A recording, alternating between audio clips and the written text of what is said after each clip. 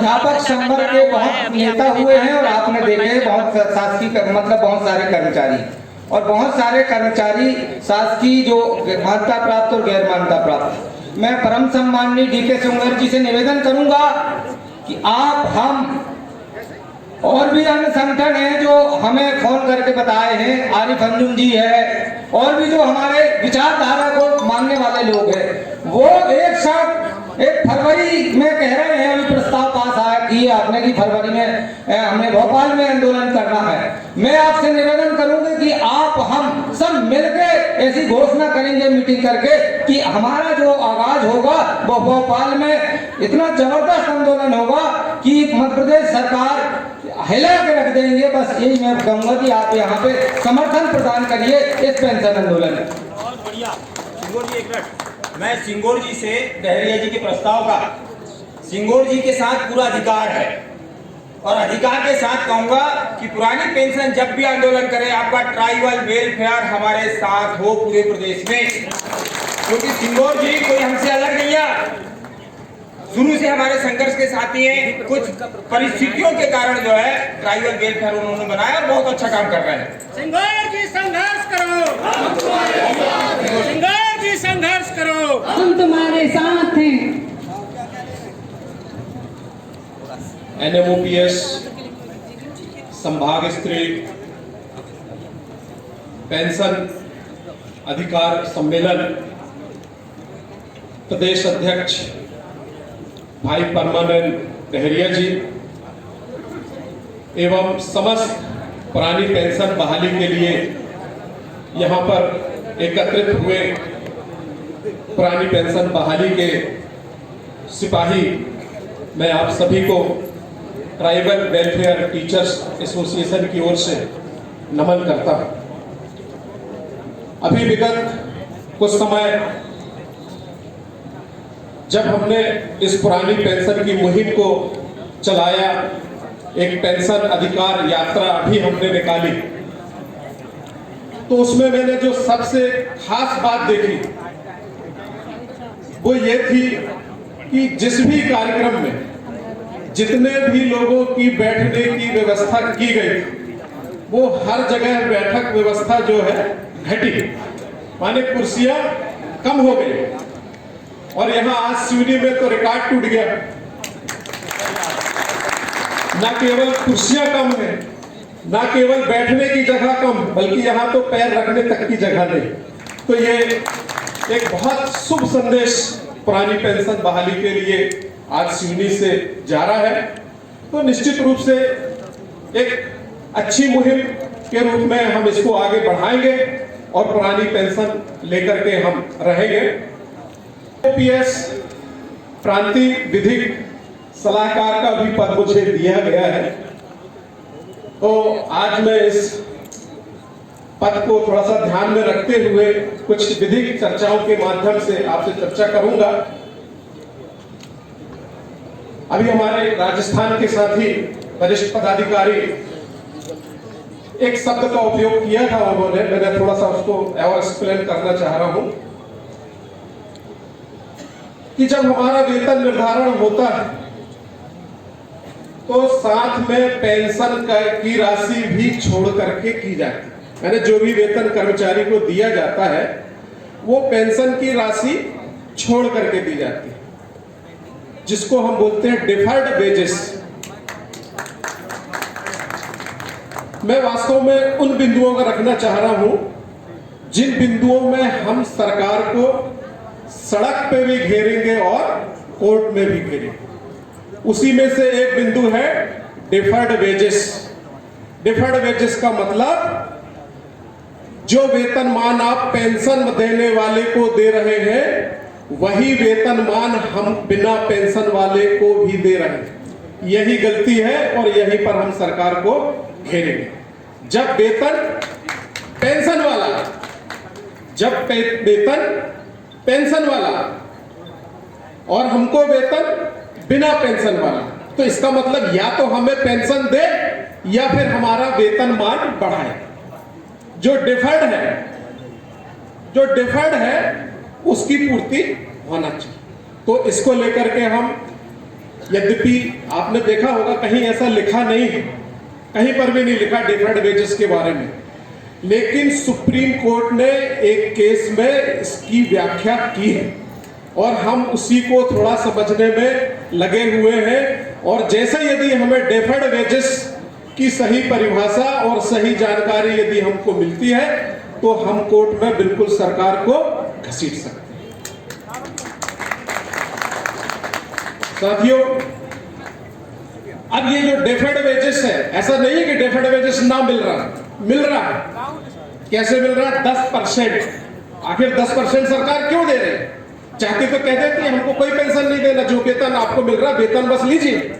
लेकिन जो 10% सरकार दे रही है सिर्फ इसीलिए दे रही है कि पेंशन की जो राशि छोड़ी गई है वो उसको किसी ना किसी रूप में देना पड़े। लेकिन ये जो 10% है ये तो बहुत कम, आज कम है, इसीलिए तो 800, 1000, 1200 रुपए पेंशन बन रही है। वो परसेंट 10 की जगह 30 और 40% होता, तब जाकर के वो डेफर्ड वेजेस कंप्लीट होता। लेकिन सरकार उस डेफर्ड वेजेस को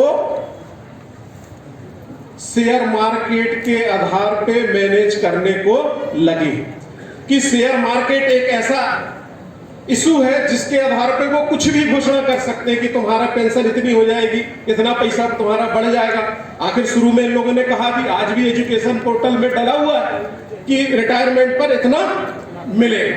तो वो जो खेल है वो शेयर मार्केट के माध्यम से खेल रही है। हम यहां पर दूसरा जो बिंदु है जिसमें हम सरकार को घेरेंगे, मध्य प्रदेश सिविल सेवा आचरण नियम 1965 कंडिका 17 साफ लिखा है कि कोई भी सरकारी कर्मचारी स्टॉक मार्केट और शेयर मार्केट में सट्टा नहीं खेलेगा। आप पंचायत आचरण नियम 1998 उठा के देख लीजिए। हम पंचायत के भी कर्मचारी रह चुके हैं, जो हमारा आचरण नियम लागू होता है उसमें भी 14 नंबर में आप देख लीजिए, वही लिखा है कि कोई भी पंचायत का सेवक शेयर मार्केट और स्टॉक मार्केट पर सट्टा नहीं खेलेगा। आचरण नियमों में यह लिखा है और सरकार खुद सट्टा खिला रही है और खेल रही है। सरकार 10% राशि अपना खुद मिला रही है और सट्टा खेल रही है और 10% हमारा लगवा करके हमको भी सट्टा खिलवा रही है। यहां पर हम सरकार को घेरेंगे कि जब आपने सिविल सेवा आचरण नियमों में कोई बदलाव नहीं किया, आज भी वहां लिखा है कि कोई भी सरकारी कर्मचारी शेयर मार्केट पर सट्टा नहीं लगाएगा, बिना नियम बदले आप कैसे सट्टा खेल रहे हैं और खिलवा रहे हैं। तो ये दो इशू हम बिल्कुल सड़क पे घेरेंगे, लोगों को बताएंगे कि इस तरीके से सरकार सट्टा खिला रही है और खेल रही है। तीसरा जो इशू एन्युटी का खेल, जब हम रिटायरमेंट होते हैं या डेथ की स्थिति में जितना पैसा हमारा एनपीएस का जमा रहता है उसका 40% बीमा कंपनी के माध्यम से सरकार पेंशन देती है, उसके एन्युटी बॉन्ड देती है जिसमें पेंशन लिखी रहती है। वो एन्युटी बॉन्ड, वो पेंशन का आधार क्या है? उसका आधार है एन्युटी रेट कि वर्तमान में उस समय जब कर्मचारी रिटायर होता है या डेथ होती है उस समय जो एन्युटी रेट उस बीमा कंपनी का है उसके आधार पे पेंशन तय होगी। ये नया शब्द है एन्युटी रेट, लेकिन है क्या? ये ब्याज दर ही है। एफडी का ब्याज दर एन्युटी रेट, और हम सब जानते हैं कि ब्याज दर जो है लगातार गिर रही है। कभी 14%, 15% तक ब्याज दर, आज 6%, 5%। तो जब वहां से इतना हो गया तो आने वाले समय में क्या गारंटी कि 5 नहीं होगा, कि 4 नहीं होगा, कि 3 नहीं होगा, कि 2 नहीं होगा? तब हमारी पेंशन का क्या होगा? आज 6% पर 6% एन्युटी पर पेंशन बन रही है 800, 1000, 1200, 1500, 2000, 2500। लेकिन जब एन्युटी रेट गिर जाएगा और अभी तक के आंकड़े तो यही कह रहे हैं, गिरे। तब जो लोग आस लगाए बैठे हैं, हमारे बहुत सारे साथी, वो तो देख रहे हैं कि तो अभी तो 98 वाले रिटायर हो रहे हैं, अभी तो हमारी सेवा बहुत, अभी तो हमारा बहुत पैसा जमा होगा, तो हमको अच्छी पेंशन मिल सकती, ऐसा लोग कह रहे होंगे। लेकिन मैं कह रहा हूं आपको 1000-1200 रुपए भी नहीं मिलने वाले। एक तो लोचा कहां पर है, शेयर मार्केट, कोई गारंटी नहीं। दूसरा हो गया आपका एन्युटी। यहां पर हम सरकार से घेरेंगे और पूछेंगे कि आप एन्युटी रेट बताइए पिछले सालों के, निकालिए सामने हमारे। जब एन्युटी रेट गिरता गया है तो आगे क्या और नहीं गिरेगा, तब हमारी पेंशन का क्या है। चौथा इशू है, क्या महंगाई नहीं बढ़ेगी। एफडी जो एन्युटी बॉन्ड आपने दे दिया, पेंशन बॉन्ड दे दिया, उसमें लिखा रहता है नो चेंज। 800 है तो 801 रुपया नहीं होगा वो आपके जीते जी। तो क्या महंगाई नहीं बढ़ेगी? क्या डॉक्टरों की फीस नहीं बढ़ेगी? कि दवाई गोलियों का खर्चा महंगाई नहीं बढ़ेगी? कि चश्मे की कीमत नहीं बढ़ेगी? कि दाल चावल आटाने की कीमत नहीं बढ़ेगी? तब उस राशि का जो कहीं से पेंशन नहीं है, वो राशि फिक्स रहेगी 15 साल तक, 20 साल तक, जब तक वो जिएगा। तो वो महंगाई के सामने तो अभी भी तो वो उठ के मुझे जीरा के समान है, लेकिन आगे आने वाले समय में तो उसकी वैल्यू कुछ भी नहीं। तो ये कैसी पेंशन है? ये हमको सरकार से पूछना पड़ेगा। आज जो पुरानी पेंशन योजना के तहत जो रिटायर हो रहे, उनकी जो पेंशन है वो बकायदा डीए के हिसाब से बढ़ती रहती है। मेरे मोहल्ले में एक लेक्चरर है, गुप्ता जी है, मैंने पूछा आपकी पेंशन इस समय कितनी? तो बोले 38,000 रुपए। मैंने कहा 8 साल पहले जब आप रिटायर हुए थे तब आपकी पेंशन कितनी थी? उन्होंने कहा 24,000 रुपए। अब देखिए 24,000 से 38 हो गया, हमारी तो 24 भी नहीं है। मैंने जो कैलकुलेशन किया, मैं 8 साल बाद रिटायर होऊंगा, भी समय कम है इसलिए नहीं बता, लेकिन पूरा कैलकुलेशन 4,500 रुपया पेंशन मेरी 8 साल बाद बनेगी, और उसके बाद मेरे मरते तक वो 4,500 रुपया ही रहना। मैं सरकार से पूछूंगा, हम सब पूछेंगे कि 4,500 रुपया जो 8 साल बाद उसकी वैल्यू 2-3 हजार के बराबर होगी, इसका इन्वेस्ट कैसे हम खर्च करें, कैसे इसका उपयोग करें, ये हमको सरकार से पूछना। साथियों, जैसे बात आ रही है कार्यक्रमों की कि हमको कार्यक्रम करना चाहिए, निश्चित रूप से जब हमने पेंशन अधिकार यात्रा निकाली, कल मुझे किसी साथी ने यहाँ का फोटो दिखाया।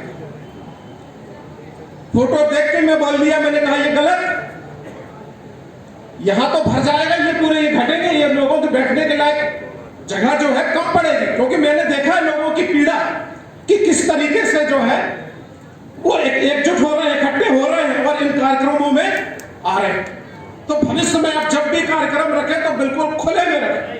बहुत संख्या में लोग आ रहे हैं, बहुत पीड़ा है लोगों के अंदर, और निश्चित रूप से बहुत बड़ा संघर्ष जो किसान आंदोलन से भी कम नहीं होगा वो हम सब करें। लेकिन उसके लिए जरूरत है एक व्यवस्थित रणनीति, वो हमको बनाना पड़ेगा। क्योंकि ये जो लड़ाई है थोड़ा हटके अलग है, ऐसा नहीं है कि आपने एक दिन भोपाल में बैठ गए और आपकी मांग पूरी है। उसके लिए थोड़ा सा हमको नीचे से एक बार और काम करना पड़ेगा, चाहे वो कलेक्टर हो, चाहे एसपी हो, चाहे सीओ हो, वहां से लेकर के नीचे पूरा हमारा सचिव के साथी तक हमको पहुंचना पड़ेगा, उनको भी बताना पड़ेगा। हमने अपने यहाँ सीओ जिला पंचायत तनवीर हुड्डा, उनको ले जाके कैलेंडर दिखाया अपना, जिस कैलेंडर में हमने पूरा एनपीएस का ब्यौरा दिया। हमने कहा ये देखिए 800, 1000, 1200 रुपए पेंशन बन रही। बोले ऐसा हो ही नहीं सकता। अरे हमने कहा ऐसा है, हमने उनका नाम, फोटो, पता और उनका अंतिम वेतन सहित सब कुछ दिया, और आप चाहे पता करें। उनको यह भी बताया कि मेरे खाते में तो 11 लाख है, मैं भी वरिष्ठ शिक्षक हूं, पुराना हूं, आपका हो सकता है 1 करोड़ रुपया आपके रिटायरमेंट तक जमा हो जाए, हो सकता है 1 करोड़ हो जाए, लेकिन तब भी आपको पेंशन से 20,482 रुपया बन रही, जबकि हमारा एलडीटी यूडीटी 37,000 35,000 रुपये पेंशन दे रहा। आप अधिकारी होने के बाद भी 20,000 472 रुपया आप पेंशन लेंगे, उसकी भी कोई गारंटी नहीं है कि उस समय एन्युटी रेट क्या होगा, उस समय शेयर मार्केट क्या है। तो चिंता, उन्होंने कहा नहीं थोड़ा सा आप लोगों में जागरूकता लाओ, किसी को कुछ नहीं मालूम। तो निश्चित रूप से हमको आवश्यकता है लोगों के पास जाने की। एसपी के पास गए, उनको नहीं मालूम, एसडीओपी को नहीं मालूम, बहुत सारे लोगों को अभी नहीं मालूम। पटवारी को हमने बुलवाया था, अभी कार्यक्रम हुआ था तो अन्य संगठन के जितने भी अध्यक्ष थे उनको बुलवाया, उनको मंच में बोलने को कहा तो बोले नहीं हम नहीं बोलते, हमको तो कुछ मालूम ही नहीं।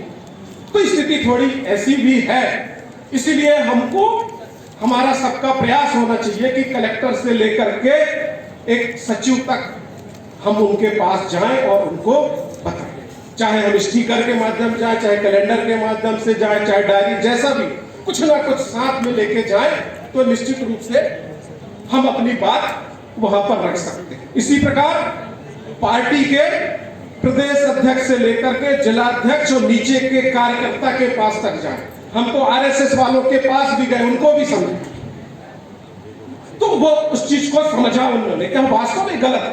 बीजेपी का अध्यक्ष वो भी कह रहा नहीं तो गलत, ऐसा तो होना ही नहीं चाहिए। और अभी हमने मुख्यमंत्री जी के सामने उन्हीं बीजेपी के जिलाध्यक्षों के माध्यम से बात भी रखवाई। तो ये सब हमको करना है और उसके लिए रणनीति ये भी बनाना पड़ेगा, क्योंकि अभी बताया समस्या कि बहुत सारे संगठन हैं, कुछ सरकार से मिले हैं, तो निश्चित रूप से आंदोलन को लेकर के भी बहुत सारी बातें आएंगी। लेकिन एक मुद्दा है जो हम सिवनी में बैठे बैठे भी ला सकते हैं सरकार, और वो है क्योंकि प्रजातंत्र में, लोकतंत्र में सरकार का कोई भी निर्णय अंतिम नहीं होता। जितने भी पॉलिसी होती है मैक्सिमम सब वोट बैंक के आधार पे बनाई जाती। तो क्या हम अपना वोट बैंक का पावर नहीं दिखा सकते? दिखा सकते, यही सिवनी में बैठे बैठे दिखा सकते, ब्लॉकों में बैठे बैठे भी दिखा सकते। उसके लिए हमको इकट्ठा होना पड़ेगा। जिस दिन हम इकट्ठे होकर के ब्लॉक में और जिला में यहीं से हम हाथ उठा के कह दें कि वोट नहीं, पेंशन नहीं तो वोट नहीं, उस दिन सरकार को समझ में आ जाएगा हमारी वोट। तो उसके लिए हमको एकजुट होना पड़ेगा। भाई देवेंद्र तिवारी जी ने 2-3 प्रस्ताव रखे हैं। एक प्रस्ताव मेरा भी है, बहुत दिन से सोच रहा था कि इसको अंजाम देना है और बहुत जरूरी है, और वो ये है, हम कह रहे हैं पुरानी पेंशन बहाल करो। ये नहीं कह रहे कि एनपीएस बंद करो, हमारी कटौती बंद करो। ये 800, 1000, 1200 रुपए पेंशन हमारे लिए अपमान है, नहीं चाहिए हमको ये पेंशन। क्योंकि यदि हम कहते हैं 100% राशि हमें दे दो, जो जमा राशि है 100% दे दो, हमें नहीं चाहिए पेंशन। उस बिंदु पे भी हमको विचार करना चाहिए और सबको एक पत्र, वित्त मंत्री भारत सरकार, वित्त मंत्री मध्य प्रदेश सरकार, चाहे तो प्रधानमंत्री को भी और चाहे तो मुख्यमंत्री को भी और चाहे अपने अपने विभाग के प्रमुख सचिव को भी एक पत्र कोरियर के माध्यम से जरूर लिखें। और वो पत्र मैं आपको पढ़ के बताना चाह रहा हूं। प्रमुख सचिव मध्य प्रदेश शासन, वित्त विभाग भोपाल, विषय एनपीएस योजना से बाहर करने के संबंध में। महोदय, विषयानुसार उल्लेख है कि मध्य प्रदेश के शासकीय विद्यालयों में कार्यरत अध्यापक, शिक्षक, आप जो भी है वो लिख ले, अप्रैल 2011 से नेशनल पेंशन स्कीम में है। उक्त एनपीएस योजना में शिक्षकों की सेवा निवृत्ति, मृत्यु पर देय कथित पेंशन के संबंध में उल्लेख है कि नंबर 1, एनपीएस में मध्य प्रदेश सिविल सेवा आचरण नियम 1965 के विपरीत शेयर मार्केट पर सट्टा आधारित है। अभी नहीं मालूम सरकार को, लेकिन हम बताएं। दूसरा, एनपीएस में बीमा कंपनी एन्युटी रेट के आधार पर कंपनी का पेंशन प्लान प्रदान करती है, जबकि एन्युटी रेट लगातार घट रहा है।